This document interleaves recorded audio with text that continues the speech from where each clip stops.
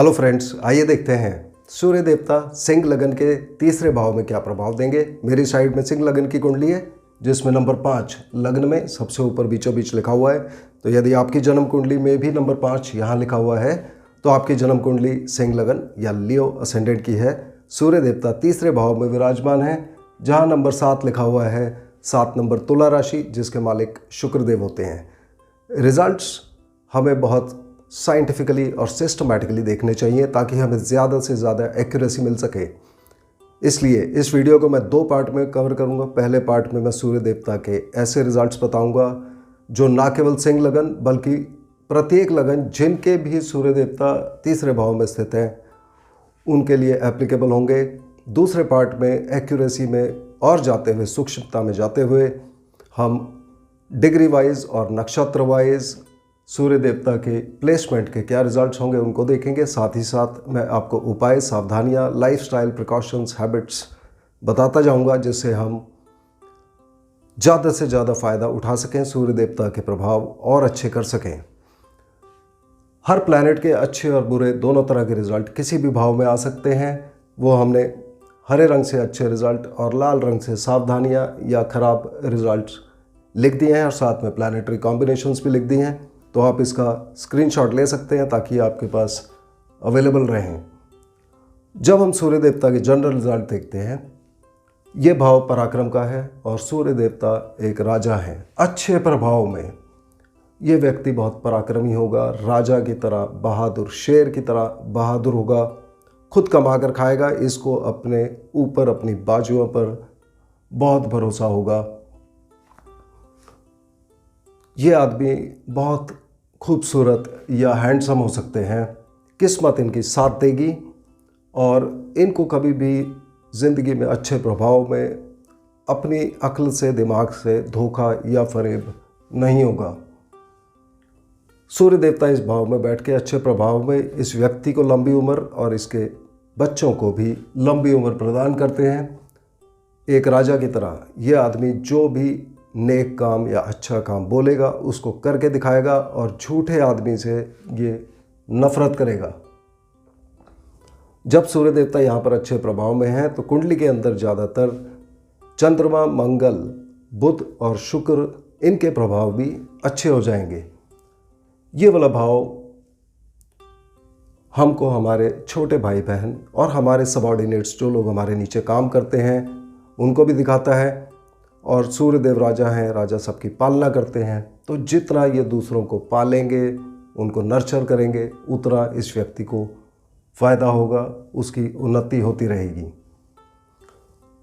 ये भाव पराक्रम का है।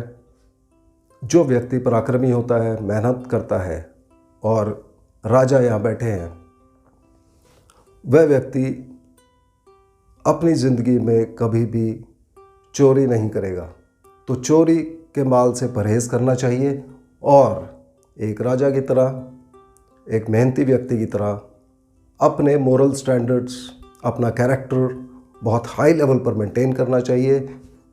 बहुत ज़्यादा इश्कबाजी में, अननेसेसरी लव अफेयर में नहीं पड़ना चाहिए क्योंकि उससे बदनामी होने का चांस होता है और किस्मत डाउन होती जाती है।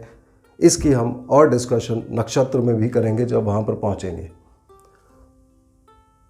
तीसरा भाव काल पुरुष की कुंडली में इस भाव के मालिक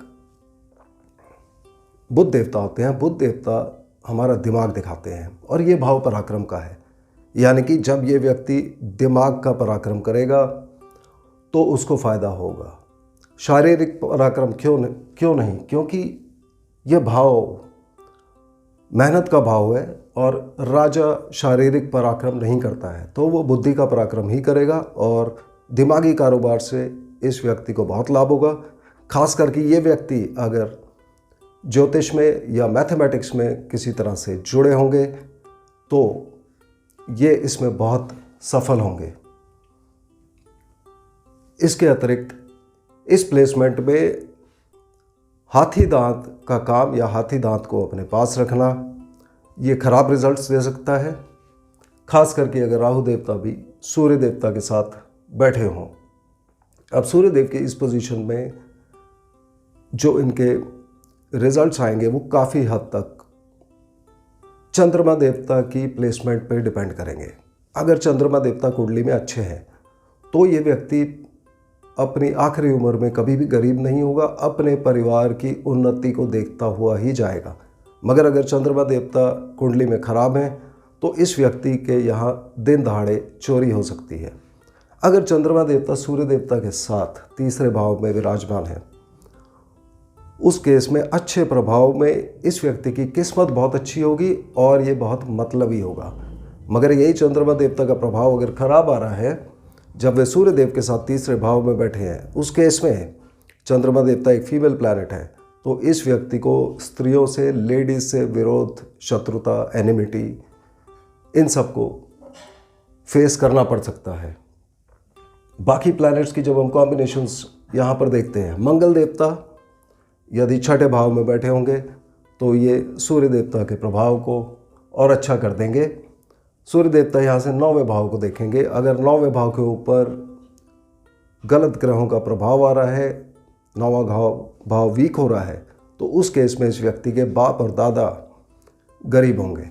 यदि 11वें भाव पे बुरा प्रभाव आ रहा है तो इस व्यक्ति के पड़ोसी बर्बाद होंगे, उनकी लाइफ अच्छी नहीं होगी। यदि शनिदेव 11वें भाव में या 9वें भाव में विराजमान है तो उस केस में शुक्र देवता के रिजल्ट खराब हो जाएंगे, यानी कि शादीशुदा ज़िंदगी और इस व्यक्ति की ज़िंदगी में जो भी स्त्रियां इन्वॉल्व हैं उनको प्रॉब्लम हो सकती है। केतु देवता अगर पहले भाव में बैठे होंगे तो सूर्य देव के रिजल्ट अच्छे हो जाएंगे। राहु देवता यदि पहले भाव में बैठे होंगे तो सूर्य देव के रिजल्ट खराब होने की आशंका रहती है। सूर्य देवता के जनरल इफेक्ट देखने के बाद जब हम और एक्यूरेसी में जाते हैं और डिग्री वाइज, नक्षत्र वाइज देखते हैं, तो हम देखेंगे जब सूर्य देवता इस कुंडली के अंदर 0 डिग्री से लेके 6 डिग्री 40 मिनट के अंदर इसी भाव के अंदर विराजमान है, उस केस में ये मंगल देवता के नक्षत्र में होंगे और मंगल देवता के जो अतिरिक्त प्रभाव आएंगे वो प्रभाव इन्वॉल्व करेंगे इनकी माता, गाड़ी, भूमि, प्रॉपर्टी, वाहन, खेती, बेसिक एजुकेशन, हायर एजुकेशन, लंबी यात्राएं, धर्म में रुचि, इनके पिता और इनकी जॉब में चेंजेस, इन सब चीज़ों को ये रिप्रेजेंट करेंगे। अगर सूर्य देवता की दशा अंतरदशा के साथ में बुध देवता जुड़े होंगे तो इन सब चीज़ों के अच्छे प्रभाव आएंगे। मगर यही सूर्य देव की दशा अंतरदशा के साथ अगर बृहस्पति देवता या चंद्रमा देवता जुड़े होंगे तो उस केस में नेगेटिव प्रभाव आ सकते हैं। परंतु चंद्रमा देवता के जुड़ने पर इस व्यक्ति को फॉरेन ट्रैवल, विदेश यात्रा, विदेश में सेटलमेंट इत्यादि मिल सकता है। यहाँ पर और अच्छे प्रभाव के लिए हमें दान देना चाहिए।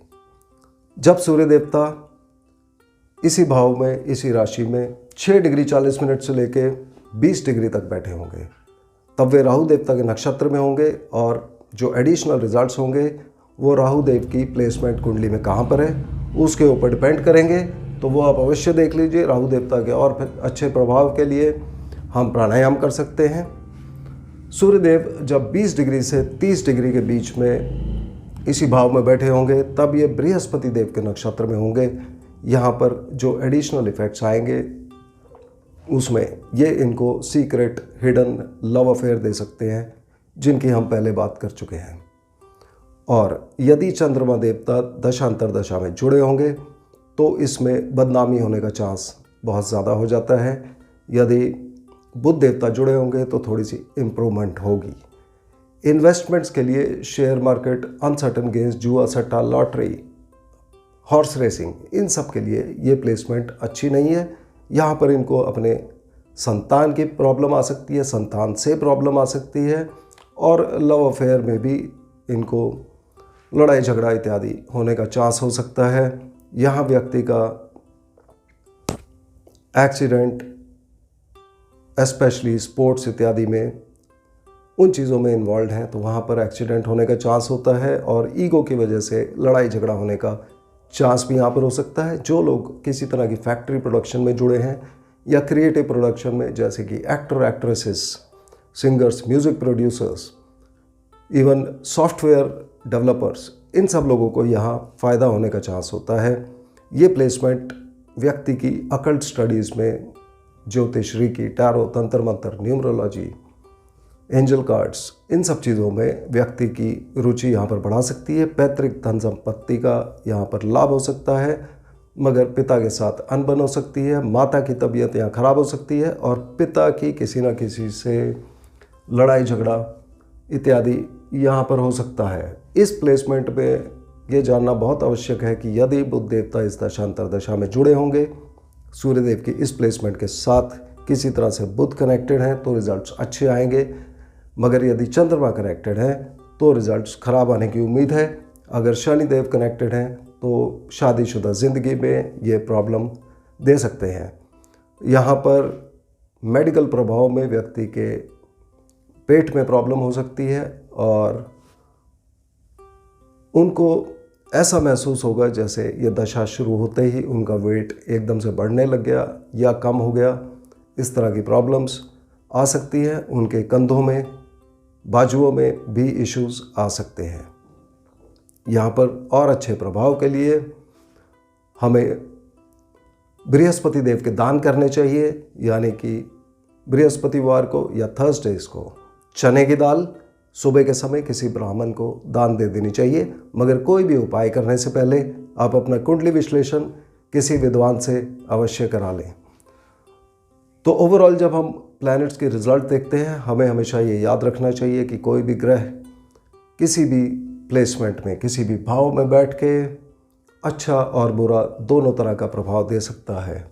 यहाँ पर सूर्य देवता के जनरल प्रभाव में कुछ और प्रभाव हैं। यदि सूर्य देवता के साथ इनके दुश्मन शुक्र, राहु, केतु या शनि विराजमान होंगे तो उस केस में इस व्यक्ति की उम्र के 26वें और 38वें साल में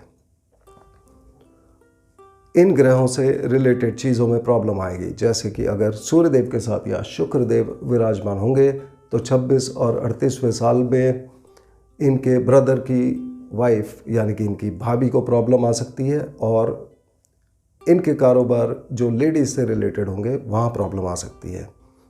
अगर शनिदेव यहाँ पर जुड़े होंगे तो इस पीरियड में यदि ये लकड़ी का काम कर रहे हैं उसमें नुकसान हो सकता है और इनके पास काम करता हुआ कोई पुराना कारीगर जो कई पुश्तों से काम कर रहा था उस कारीगर को प्रॉब्लम आ सकती है। यदि राहु देवता जुड़े होंगे तो इनके किसी रिश्तेदार जिसका कलर सांवला हो या काले रंग के हों उनको प्रॉब्लम आ सकती है। और साथ में हाथी दांत के आइवरी के काम अगर ये कर रहे हैं तो वहाँ पर इनको नुकसान होगा।